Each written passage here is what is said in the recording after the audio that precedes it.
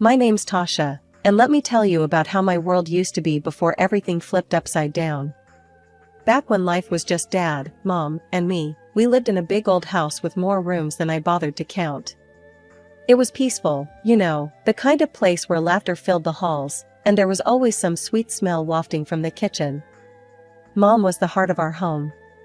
She'd wake up singing, her voice floating up the stairs. "Tasha, rise and shine, sweetheart." I'd drag myself out of bed, grumbling like any teenager would, but her bright smile over pancakes made it worth it. Dad, he was the cool one.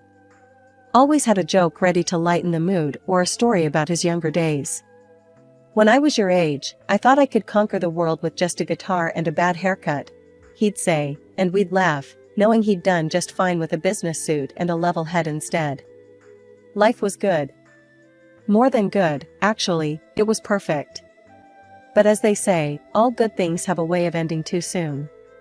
When Mom got sick, it was like our little paradise started to crumble. I remember the day she told us.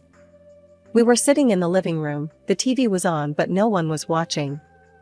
"I have some tough news," she said, her voice steady but her eyes betraying her fear. "Cancer." That word hit me like a ton of bricks. Dad reached for her hand, and they shared a look, a silent promise that they'd fight it together. The months that followed were rough. Hospitals, treatments, Mom losing her hair, but not her spirit. She'd joke about saving money on shampoo, trying to make it easier on us. But I saw the tears she thought she hid, heard the worry in Dad's whispers when he thought I was asleep. The day we lost her, everything changed. Dad and I, we tried to hold on to each other, to keep the pieces of our shattered family together. "We'll get through this, Tasha. We have to," Dad would say, his voice rough, the bags under his eyes getting darker each day. A year later, Dad brought someone new into our home. Victoria. She was like a whirlwind, sweeping in with her perfect hair and sharp clothes, taking over everything Mom had left behind. The first time I met her, she looked me up and down, a smirk playing on her lips as if she'd already figured me out. She walked around, touching Mom's things, rearranging the furniture. "George tells me you're quite the student. I'm sure you won't mind helping out more around here, now that I'm taking care of things." I remember feeling my fists clench at my sides. Help out? This was my home, not some boot camp she could run. But for Dad's sake, I bit my tongue. "Sure, I can do more." Dad seemed to shrink a bit more each day, his laughter not as loud, his stories not as frequent. He was trying, though, for the sake of what he called moving forward. I wasn't so convinced. The new house was twice the size of our old one, and with that came twice the work. The first day we moved in, Victoria was already barking orders, her high heels clicking menacingly on the marble floor as she directed the movers. Once the movers left, she turned her gaze on me. "Tasha, I expect you to take care of your own space. I won't have time to clean up after you." I was leaning against the doorframe, watching her. "Got it," I muttered, already dreading the long list of chores I knew she'd pile on me. "And dinner should be ready by 6 each evening. I assume you can handle that?" There was a challenge in her voice, like she doubted I could boil water without burning it. As the days turned into weeks, the house felt less like home and more like a fancy prison. Dad was out a lot, trying to keep his business afloat, which left me alone with Victoria and her endless list of demands. "Tasha, the living room is dusty." "Tasha, the silver isn't polished." "Tasha, did you forget the dry cleaning?" It was relentless. One afternoon, Dad finally noticed how tense things had become. He found me in the garden, pulling weeds with more force than needed. "Hey, Tasha, you've been quiet lately. Everything okay?" I threw a clump of weeds into the bin, wiping sweat off my brow. "Just tired, Dad. This place is a lot to keep up with." He looked around, his expression growing thoughtful. "Yeah, it's a lot for anyone. Maybe I can talk to Victoria, see if we can hire some help." I almost laughed. "Good luck with that. She thinks I'm her personal maid." Dad's face hardened slightly, something I hadn't seen in a while. "That's not what I intended when we moved here." "I'll handle it, Tasha." You shouldn't have to carry all this weight. But despite his good intentions, conversations with Victoria seemed to go in one ear and out the other. She'd nod, smile that tight-lipped smile of hers, and then it was back to business as usual. Tasha, the hedges are overgrown. Tasha, the guest rooms need fresh linens. It was exhausting, trying to meet her standards. But it made me stubborn, too. I wasn't going to let her break me. I'd do the work, keep my head down, and count the days until I could leave for college. The thought of getting out, of finding my own space where no one could tell me how to mop a floor or when dinner should be on the table, that kept me going. But finally, the day came. I was off to a place where my stepmother's voice couldn't reach me, a city miles away where I could start fresh. I packed up early that morning, each suitcase feeling like a brick in the new foundation I was laying for myself. Dad came out to see me off, his face trying to smile, but I could tell he was torn up about it. Tasha, are you sure you've got everything you need? Dad asked, looking over the pile of bags and boxes. And you'll call if you need anything? Remember, the money for your rent and books, it'll be in your account. Check it when you get there. Dad, relax. I'll be fine. I'm just going to college, not Mars. I was trying to keep it light, to make this easier for him, but my own heart was hammering in my chest. The freedom of living alone was everything I thought it would be, and more. My apartment was small, but it was mine. No one to tell me to clean up, no one to report to, just my own space. My classes were tough, but I was tougher. I was determined to make the most out of this opportunity, studying hard and keeping my grades up. It wasn't long before I realized that living on a tight budget wasn't as easy as I'd thought it would be. Money was always on my mind.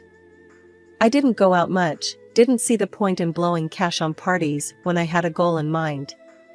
Instead, I picked up a part-time job at a local cafe. It wasn't glamorous, but it was income, and every little bit helped. One evening, my coworker, Mike, caught me counting my tips for the third time. He leaned against the counter, a smirk on his face. What, you trying to make those bills multiply by staring at them? I rolled my eyes, shoving the cash into my wallet. Just making sure I got everything. Budgeting isn't exactly a thrill. Mike laughed, pulling off his apron as he prepared to close up. You know, you could ease up a bit. Come out with us tonight. We're just grabbing a drink to unwind. I hesitated. It was tempting, but sorry, I can't. Need to save every penny I earn. Maybe next time. I was here to build a future, one where I'd be financially stable enough to never have to rely on anyone, Victoria or otherwise. I wanted to save enough to buy Dad something nice, something to show him how much I appreciated everything he'd done for me. Just when I thought I had my life at college figured out, everything started to unravel. It began with a call that I never saw coming. Victoria was on the other line, her voice cool and detached as she delivered the news that would turn my world upside down. Tasha, your father's hit a rough patch financially, she said without a hint of sympathy. We're tightening belts around here, and, unfortunately, this means we can't send you money for your rent anymore. The line went dead before I could protest further. I was stunned, the reality of my situation slowly setting in. No more money meant no more apartment on my own, no more safety net. I had to act fast. I explained my situation to Jenny, my college friend and classmate. She was as kind-hearted as they come, always ready to lend a hand or an ear, whichever you needed more. Tasha, that's awful. Look, why don't you move in with me? We could split the rent, and it'll be cheaper for both of us, she offered, while we were studying in the library. Moving in with Jenny was a breath of fresh air during a suffocating time. We shared costs, which made life somewhat more manageable, but just as I was adjusting to this new normal, another blow came 6 months later. Victoria messaged me on a social network this time. No more money for tuition either. Your father's situation hasn't improved. You need to stand on your own now. Reading those words, I felt a mix of anger and despair. My savings were meager at best, eaten away by bills and necessities. I tightened my budget even further, cutting down on everything non-essential, especially food. Meals became smaller, more about sustenance than enjoyment, and my clothes started hanging looser on my frame. One evening, Jenny knocked on my door, her arms laden with grocery bags. She must have noticed my weight loss. "Hey, I picked up some extra stuff. Made too much dinner, too. You should come eat with us." I peeked out, seeing the warm light and smelling the food from the kitchen. My stomach growled, but I shook my head. "Thanks, Jen, but I can't. I need to save every penny. I've got to pay for tuition somehow." Jenny frowned, setting her jaw stubbornly. "Tasha, you need to eat. And you're not paying for this, okay? It's just leftovers." I wanted to argue, to maintain that thread of independence I was clinging to, but another growl from my stomach betrayed me. "Okay, maybe just a little. Thanks, Jen." As the semester wore on, I threw myself into my studies with even more fervor, if that was possible. The only way out of this financial mess was through scholarships, and I wasn't about to let anything jeopardize that. Jenny often tried to coax me into taking breaks, coming to parties, or just hanging out with friends. "Tasha, come on, you can't study all the time. Come out with us tonight. It'll be fun, and you need a break." I always had the same answer. "I can't, Jen. I really need to ace these exams." "But you're always working or studying. When do you ever relax?" Jenny protested, her concern evident. "Relaxing doesn't pay the bills," I replied curtly, my eyes never leaving my books. As the pressure mounted, my body began to feel the strain. Long hours at my jobs, followed by longer nights of studying, left me exhausted, running on fumes. But I couldn't stop, not when I was so close to earning that scholarship, not when my entire future was on the line. The shift at the diner had dragged on forever, and by the time I clocked out, the sun was already painting the sky with streaks of orange and pink. Exhausted didn't even begin to cover how I felt, but classes waited for no one, and I had a midterm to prepare for. Dragging my feet to my apartment, I planned to grab a quick shower and head straight to campus. However, as I reached for my keys, a wave of dizziness washed over me. The world spun wildly, and the ground seemed to rush up to meet me. The last thing I remembered was the cold pavement against my cheek, then darkness. I woke up with a start, the sterile smell of antiseptic flooding my senses. Blinking against the harsh fluorescent lights, I found myself in a hospital bed, and 4 drip attached to my arm, and Jenny sitting by my side, her expression a mix of relief and worry. "Tasha, you're awake. God, you scared me.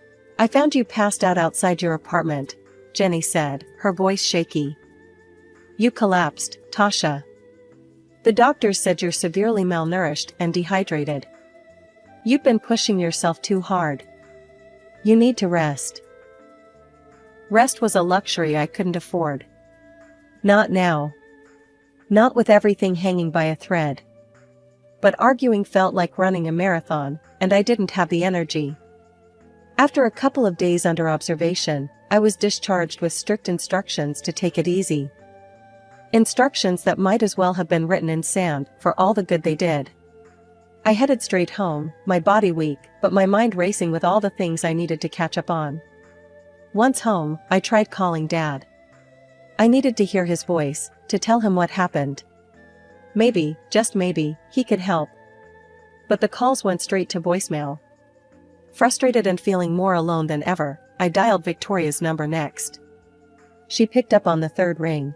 "Yes? It's Tasha. I started, but the words tangled up, thick with emotions I couldn't control. "Your father is out of the country.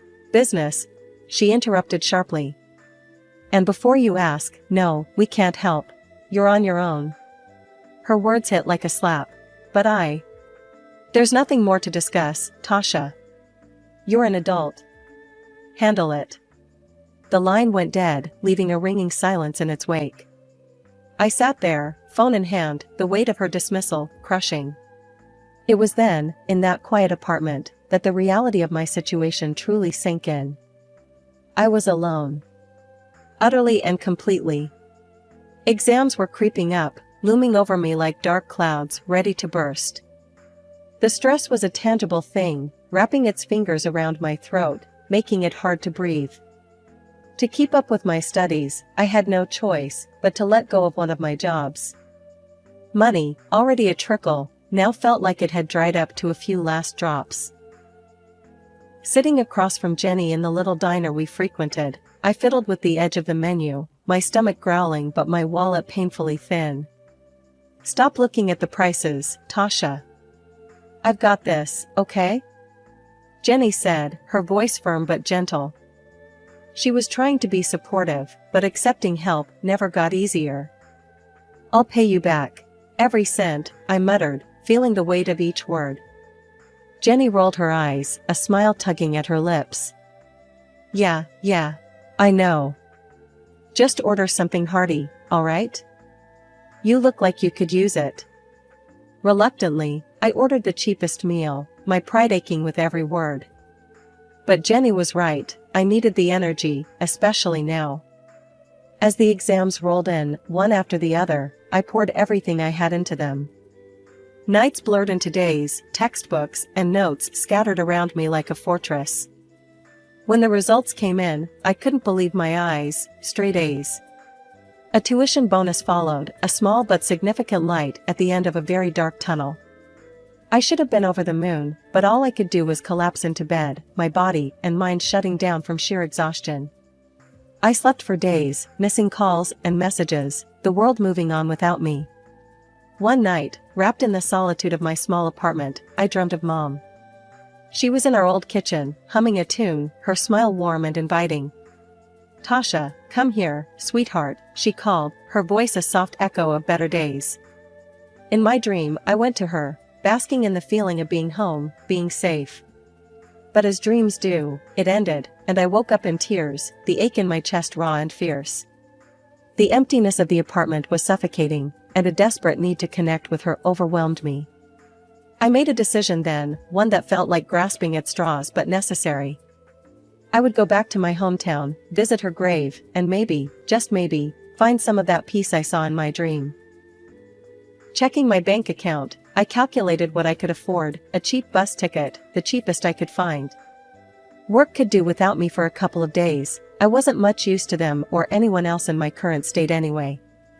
"Jen, I'm going home for a couple of days," I told her over the phone, my voice more steady than I felt. "Home?" There was a pause, and I could picture her brow furrowing in concern. "Are you sure that's a good idea?" "Okay, but call me, all right?" "Anytime, day or night. Promise?" "Promise," I said, feeling a thread of warmth at her concern. The journey back was a blur, my thoughts a tangled mess of memories and what-ifs. As the bus rolled into the familiar streets of my hometown, a mixture of dread and longing settled in my stomach. It was supposed to be a simple visit, a moment to feel close to Mom again, but as I walked among the familiar gravestones, a figure in the distance caught my eye. My heart skipped, tall, with a familiar stoop of the shoulders, kneeling by a grave. My pace quickened, disbelief and hope churning within me. "Dad?" My voice was tentative, almost afraid to shatter the fragile moment. The figure turned, and our eyes met. There was a flicker of confusion, then recognition, and something that looked a lot like sorrow. "Tasha?" His voice broke, raw with emotion. It had been so long. I ran to him, no longer caring about the cold or the tears that had started to spill over. "Dad, what are you doing here?" He rose quickly, nearly stumbling in his haste, and enveloped me in his arms. I was suddenly 5 years old again, safe and cherished. I had a dream about your mother," he confessed, pulling back just enough to see my face. "She told me to come here today." I gasped, the parallel too stark to ignore. I had a dream about her, too. "That's why I'm here." Dad wiped away my tears with an old handkerchief, rough and a bit frayed. "Seems like she's still looking out for us, huh?" "Yeah, seems like it," I agreed, laughter mingling with my tears. "We should talk, Tasha. Come back to the house with me, Dad suggested, his tone hopeful yet cautious. I hesitated, images of Victoria's cold stares flashing through my mind. Are you sure? What about Victoria? She'll manage. You're my daughter, and we have a lot to catch up on. His voice held a firmness I hadn't heard in a long time. The ride to the house was filled with an awkward yet comforting silence. When we arrived, Victoria was in the front yard, pruning roses with sharp snips that seemed to echo her mood. Tasha? What are you doing here? She stood up straight, her eyes narrowing as she took in my presence. I stepped forward, bolstered by Dad's presence. I came to see Dad. We have some things to talk about. Dad nodded at Victoria. Why don't you make us some dinner? We'll be inside. Her mouth tightened, but she nodded stiffly and headed inside. Dad led me into the living room, a space that once felt warm but now seemed curated for appearance rather than comfort. The tension in the dining room was thick enough to cut with a knife. Victoria, looking paler than usual, was fussing about leaving the house on some urgent errand, but Dad's voice stopped her cold. Sit down, we're not done here. Reluctantly, Victoria sat, her hands twisting nervously in her lap. Dad turned his attention to me, his brow furrowed in concern. Tasha, you've lost so much weight. Are you on some sort of diet? I shook my head, a bitter laugh escaping me. Diet? Hardly. It's not choice, Dad, it's necessity. I've been struggling to make ends meet because I've been paying for my tuition and all my living expenses by myself. His confusion was apparent. What are you talking about? I've been sending $3,000 every month to cover your expenses. It's been sent to your account on the 15th every month without fail. I stared at him, stunned. What? Dad, I haven't seen a dime of that money for the last 2 years. I've been working 2 jobs just to pay my bills and tuition. The color drained from Dad's face as he turned to Victoria. Is this true? Where's the money, Victoria? Victoria stood up abruptly, her chair scraping loudly against the floor. I needed it. It wasn't supposed to be permanent. Dad's voice was a low growl. Tell me everything, now. She hesitated, then spilled the beans. I got involved in a financial pyramid scheme. I thought I could make a quick buck, turn around our financial woes, but I ended up in debt. The people I dealt with, they're not the kind you say no to. I used Tasha's money to pay them off. I thought I could replace it before anyone noticed. Dad's hands were shaking. You endangered my daughter's health, her education, over a get-rich-quick scam? And you hid this from me? I didn't know what to do, Victoria whimpered, her usual composure shattered. You're going to leave. Tonight, Dad said firmly, standing up. And we're done here. I want a divorce. After Victoria hurriedly packed some belongings and left, Dad turned to me, his eyes filled with sorrow. Tasha, I'm so sorry. I had no idea.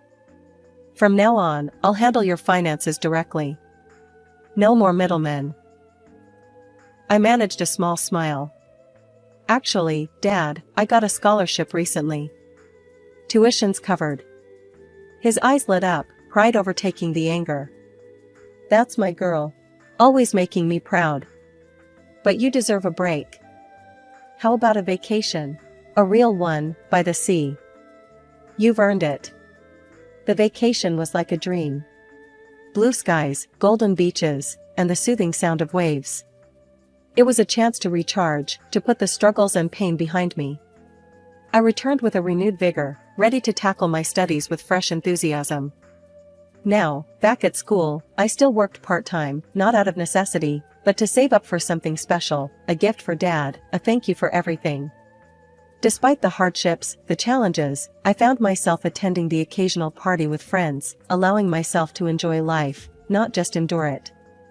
I see you're going out more, Jenny noted one evening as I dressed up. Yeah, trying to find a balance. I guess I'm learning it's okay to have a little fun, I replied, adjusting my earrings. Just don't forget about us when you're famous, she joked, throwing a cushion at me. I won't. Could never. I laughed, feeling lighter than I had in years. As I looked at myself in the mirror, I saw a reflection of someone who'd been through a storm and emerged stronger. I was still careful with money. Some habits are hard to shake, but now it was not out of desperation, but out of a desire to build a future I chose. A future that was finally looking bright.